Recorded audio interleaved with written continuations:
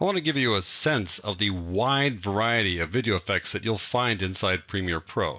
And to do that in this lesson, I'm going to give you a sampling from most of the video effect categories. If you want to follow along, feel free, go to Working Files, Projects, 0902, Trying Effects. There you go. This project consists of one sequence with two video clips, Scenic 6 and Scenic 8, and then something called an adjustment layer. An adjustment layer is a transparent clip on which you can apply video effects, and then those video effects show up on whatever clips are visible below it inside a sequence. I'll explain more about adjustment layers later in the course. Now, right now, all you can see is Scenic 6. That's because it's the clip on top. It's covering up what's below it here in the sequence. But sometimes when I apply effects to Scenic 6, you'll see what's below it. Now, what's below it is that Matterhorn shot. There you go, that shot right there. But I'm covering it up with Scenic 6. When you want to work with effects, generally you make a clip active, and then you can see what effects are applied to it or apply effects to it that way. So this clip is now active, it's selected, and it shows up inside the Effect Controls panel. And there are those three fixed effects. Let's just take a look at those briefly, starting with Motion. I open up Motion's disclosure triangle, and there are its properties. If I click on the word Motion, then I can move this guy around like that. So you can see the clip below it. There you go. I can change its scale like so. If I change the scale setting to non-uniform scale, I can drag its width or height independently. Click it back here. I can rotate it. There we go. And I can change the center point on which it rotates. That's called the anchor point right there. I can change its position like that, for example, and have it rotate in a different location instead of from the center. I can rotate from off to the side like this. Also, when I scale it, it scales on that point, like so. Let me just click reset here. We're going to deal with motion many, many times in upcoming lessons. Another fixed effect is opacity. I'll open up that one, and I'll close motion. Opacity has just one property. That's the opacity setting. If I reduce opacity, you begin to see the clip below it, like so. You'll use this often as well. It kind of looks like a cross dissolve, right? Put it back to 100%. It also has something called a blending mode. If you've worked with Photoshop, you'll know about a blending mode. It basically combines two clips together, this one and the one below it, using some mathematical calculations depending on which one of the blending modes you select. If I click multiply, you'll see that it gets this kind of darker look. If I pick screen, for example, then it makes things lighter. All kinds of blending modes here. I'll go back to normal. Time remapping changes the speed of the clip, like slow motion and fast motion. We're going to save this for discussions later. So those are the three fixed effects. Let's go down to the standard effects. I'm going to go right to the effects tab and start working my way through the standard video effects. There are all kinds of categories here. I'm going to show you examples from most of those categories, starting off with adjust. Adjust has a bunch of things that affect things like contrast and brightness, luminance basically. Most of these are kind of legacy effects, effects that have been around a long time and really don't work all that well. You want to use other effects in here when you want to do color correction or luminance correction. I'm going to talk about that in great detail in the color correction chapter. But there's one here that's kind of interesting. It's called lighting effects. If you apply that by dragging it over to this clip, it actually throws a light on it. There are 5 lights that you can put on a clip. If you click on this, you begin to see the light, and you can move it around like so and change its characteristics, its color, what kind of light it is, things like that. You can have up to 5 different lights. And remember, you can move these guys around. You can animate all these effects. Let me get rid of lighting effects for now. I'm going to go down a little bit farther here to blur and sharpen. All kinds of blurring and sharpening effects, but the go-to effect here is the Gaussian blur. It's kind of the standard blurring effect. I'll drag it over here, and nothing will happen. It just arrives in neutral. But then if you change it like that, you can make things blurry or not. And notice the edges there don't get blurry. You can turn on repeat edge pixels, and that makes it blurry right to the edge like that. There you go. And again, you can keyframe this. You can start sharp, get blurry, or start blurry and get sharp as you go forward into the clip. Get rid of Gaussian blur here by just selecting it and pressing delete. Let's move on down to channel. Channel effects deal with individual color channels, red, green, and blue, for example. So I click on arithmetic, drag that over to this clip. I go over here, it says red value, green value, blue value, etc. If I just start changing these guys, you'll begin to see what you can do in terms of the color with a clip. And again, these are keyframeable. You can make them change over time. So you can get some really wild looking colors. It's kind of fun to play with this guy.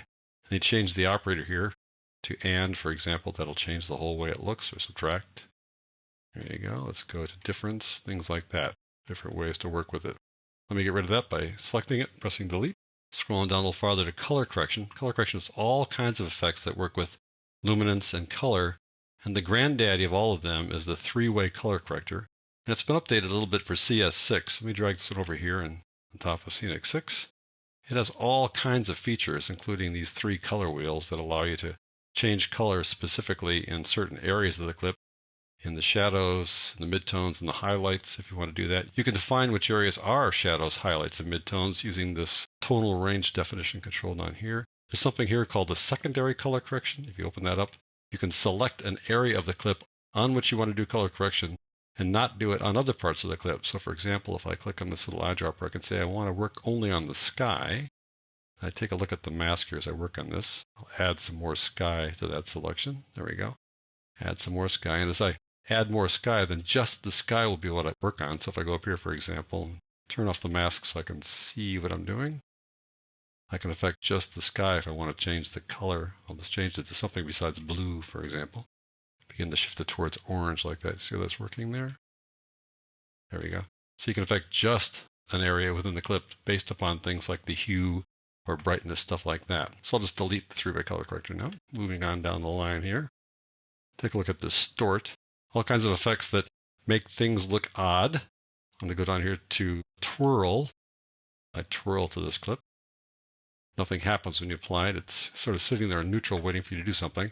Open up the angle here and I'll just change how that looks. Now you're beginning to see stuff here, right? There we go.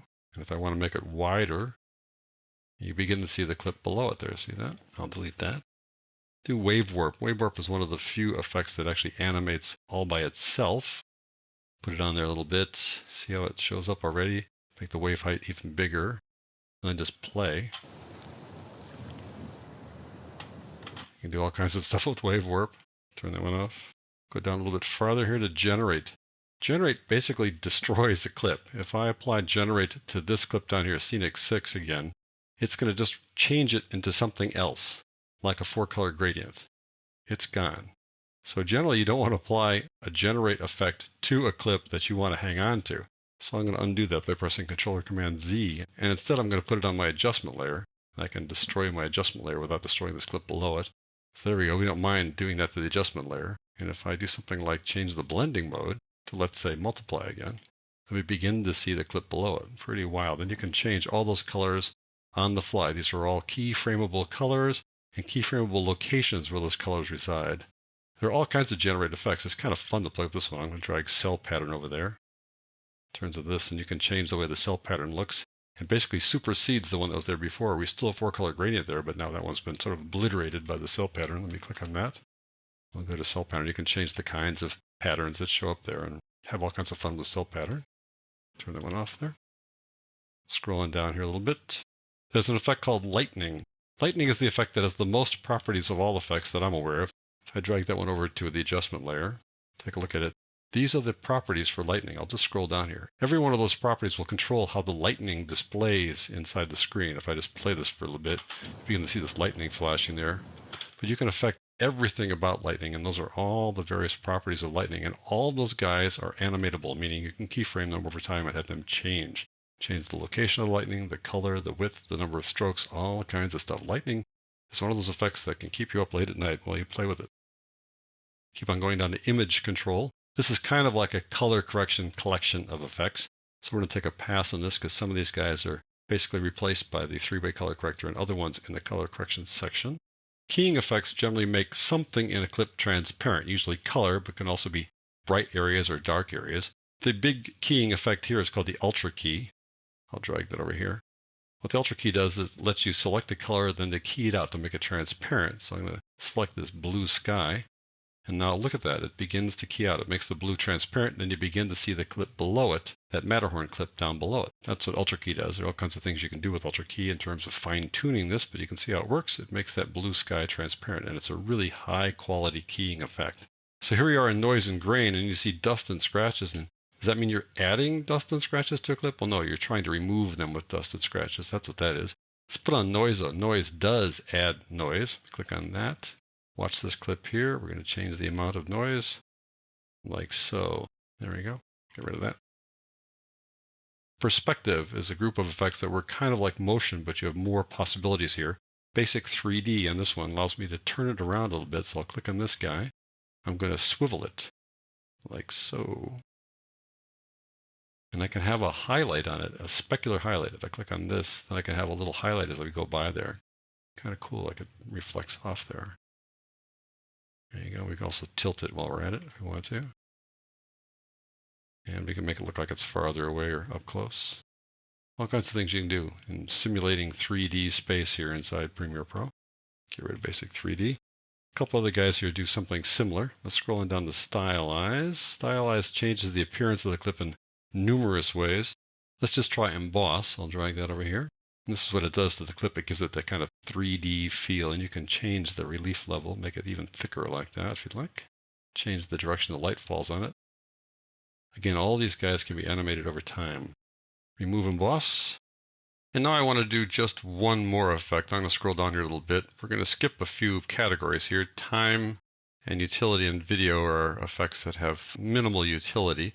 Transform, if I open that up, it looks a lot like the kind of stuff that you'll find over here in perspective with a few other odds and ends. They really could be put together, I think. Like camera view, for example, is very much like basic 3D.